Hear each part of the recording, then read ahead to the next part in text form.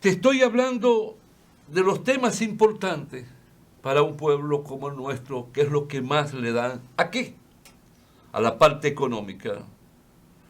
Pero sucede que la parte económica, tú tienes que hablar de empleo. ¿Qué porcentaje está trabajando? Formal, con empleo formal, trabajo formal. ¿Qué porcentaje hay que tiene un trabajo pero informal? O sea, no permanente, no seguro. Entonces todo eso lleva a una evaluación en lo que respecta al manejo económico para ver si es bueno o es malo y qué podemos esperar. Considero que debemos iniciar con el tema de los precios. Ese es el principal dolor de cabeza de cada dominicano. La inflación le gana a la inflación. Así es. Si nosotros comparamos el precio de la canasta, lo que cada familia en promedio consume todos los meses, de agosto del 2020 a la fecha, se puede llegar a la conclusión que ese costo para adquirir los productos de primera necesidad y el pago de los servicios ha aumentado 7.541 pesos. Y eso no es poco. Según un joven economista, para mí muy brillante, de nombre Juan Ariel Jiménez, por un lado lo que compra ha aumentado 7.541 pesos. Por el otro lado, sus ingresos comparado con el nivel prepandemia, o sea, antes de la pandemia, apenas ha aumentado 2.359 pesos. O sea, me ha aumentado el costo 7.541, pero mi aumento salarial, en sentido general, lo que ha aumentado es 2.359. Hay una diferencia de más de casi 5.000 pesos mensual. Imagínense que por un lado en el bolsillo derecho se me está saliendo 7.541 y por el bolsillo izquierdo me está entrando 359 pesos. Estamos hablando de que la familia dominicana tiene cerca de 5.000 pesos abajo, o sea, casi el equivalente a $100, más o menos, mensuales, en déficit, que si uno lo lleva anual es mucho más dinero. Eso explica el descontento que está teniendo la población con la política económica del gobierno. No se discute que la situación internacional es difícil, eso es verdad. Pero el estadista, al igual que el médico, dice el economista Juan Ariel Jiménez, se entrena para resolver la enfermedad. En este caso, las situaciones negativas que en el plano económico se pueden presentar en un país, incluyendo la emergencia, el Estado, el gobierno, está llamado a enfrentar. En la forma como se ha manejado el tema de la inflación, se da cuenta que ha sido un error, que el gobierno ha ido de error en errores. Y no lo quieren creer.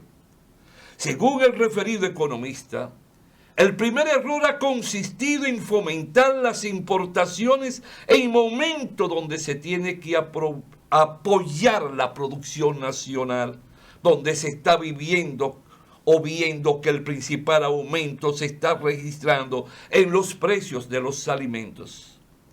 Es hora de sentarse con los productores, señor presidente, señor ministro de Agricultura, hablar con ellos, a decirles y preguntarles qué puede hacer el gobierno para que ellos produzcan a bajo costo, más barato el plátano, la yuca, la habichuela, como la crianza del ganado vacuno, porcino. No es momento para cruzarse de brazos, ni discurso bonito, ni muchos anuncios, gastando y gastando millones de pesos.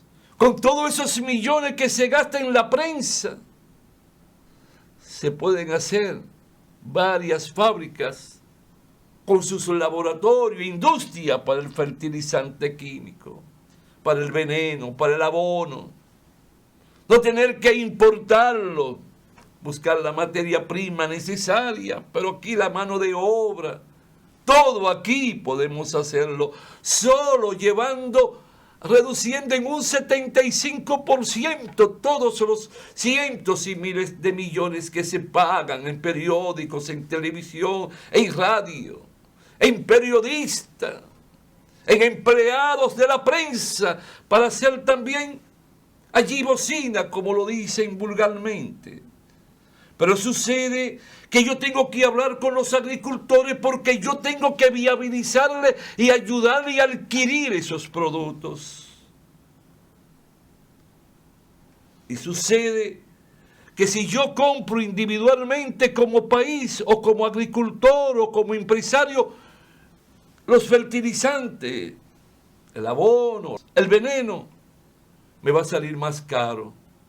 Pero si como país tengo un plan, un programa y tengo un dato preciso de qué cantidad necesito, puedo unirme a los países centroamericanos y entre todos los gobiernos hacer un solo pedido, porque entre mayor es el pedido, más bajo es el precio.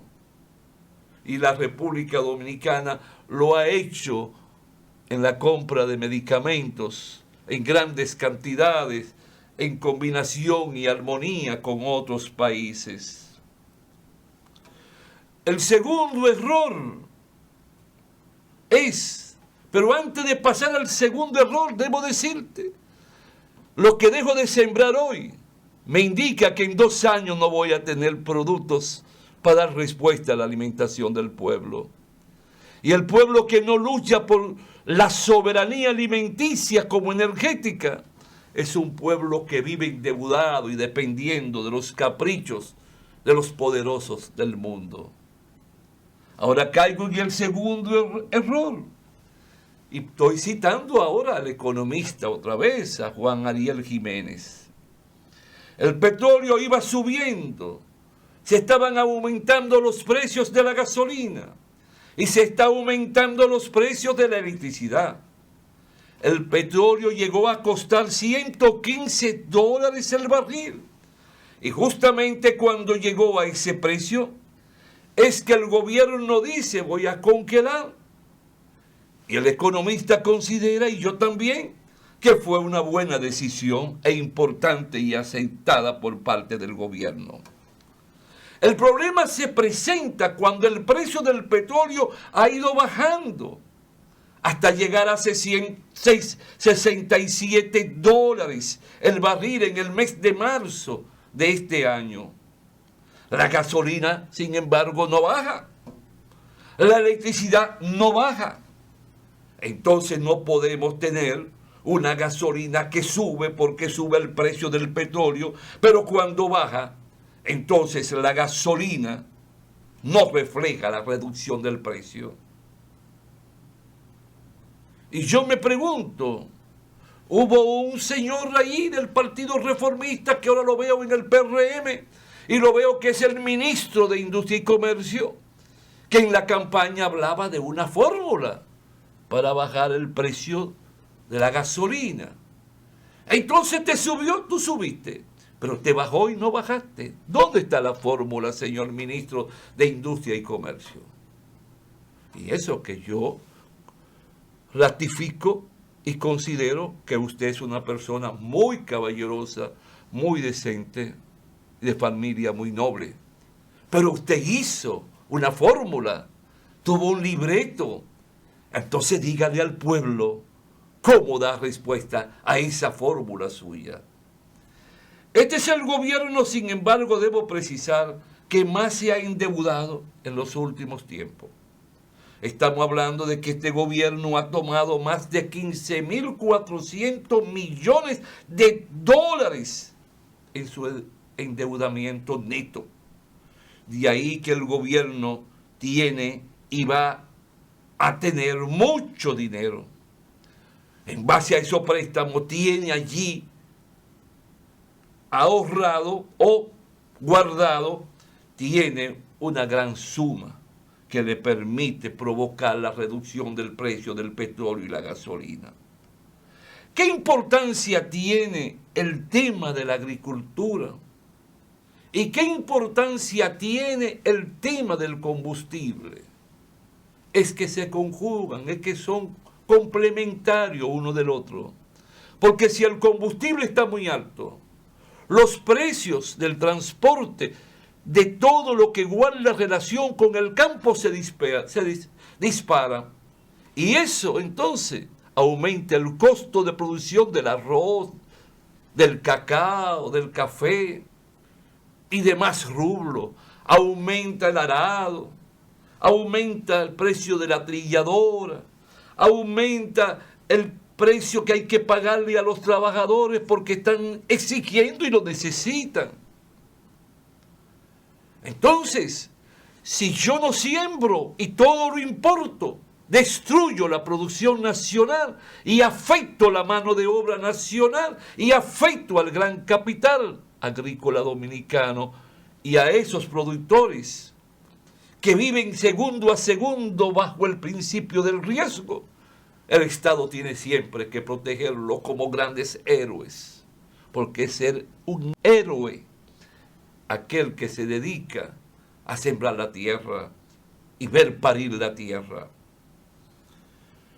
Con esto, yo te quiero señalar que el salario no puede ser considerado el que le paga el empleador al trabajador. El salario tiene que tener elementos complementarios para que pueda valer más y se pueda hacer mayor cosas y dar mayores respuestas con el salario. Te pregunto, si eres una trabajadora, vamos a suponer vive en Gualey o vive aquí en Santiago en Cienfuegos, tienes que ir a tu trabajo. Te lleva 1 kilómetro llegar a tu trabajo o 2 kilómetros de distancia. Pero tú tienes un niño de 6 meses. ¿Con quién lo vas a dejar? Y si encuentra con quién dejarlo, tú tienes que pagarle. Pero tú ganas el salario mínimo de 20,000 y pico de pesos. Y no te quedan los 20,000 y pico de pesos limpios, porque te tienen que descontar el 3% para el área de la salud y el 2,88% para el área de la pensión. Entonces te queda menos. Me están haciendo señas que ya llego al tiempo, pero quiero que me permitan 2 minutos para completar la idea. Entonces, esa trabajadora tiene que pagar, pero se va preocupada. Pero si el Estado, como lo manda la ley de seguridad social, porque hay un porcentaje para ser destinado a eso, construyera, desarrollara estancias infantiles en todos los barrios, en todos los parajes, con un material humano calificado y en un sitio bonito y acogedor, cada trabajador o trabajadora podrá ir a llevar su niño después de los 45 días de nacido para que sea atendido por un personal adiestrado, sea alimentado y, como te he hablado en otras ocasiones, le enseñen hasta gatear, caminar. Pero también hay que darle respuesta a los viejitos, a nuestros ancianos, que no tengo con quién dejarlo, y si busco a alguien tengo que sacarlo de ese salario que no me da ni para comer con mis hijos y mi mujer o mi esposo, si es mujer. Entonces tienen que crearse casas para envejecientes con un material humano adiestrado y perfeccionado, incluyendo la presencia de médicos, para que él no sienta la soledad ni la incertidumbre. Eso complementa el valor del salario. Pero aquí eso no se comprende, ni a eso se le está dando respuesta. Solo te hablan que aumenté. ¿Aumenté qué? Y al instante lo perdí todo. Pero por otro lado, déjame decirte, La pensión que tú vas a recibir después que tenga 60 años de edad y 380 cotizaciones mensuales acumuladas va a ser muy insignificante. Si tú tienes un salario de 50,000, vas a recibir 18,000 tal vez de pensión. Si tienes un salario de 17,000, vas a recibir tal vez una pensión de 10,000. ¿Y cuánto va a significar 10,000 pesos 20 años después de nuestra fecha, con la inflación y la carencia de planes sociales para la estabilidad del salario de todo trabajador? Hoy te hablé, pero para pedirte que valore cada palabra e idea y tome conciencia de lo que te estoy diciendo. Hasta la próxima, si Dios quiere, hombres y mujeres del mundo.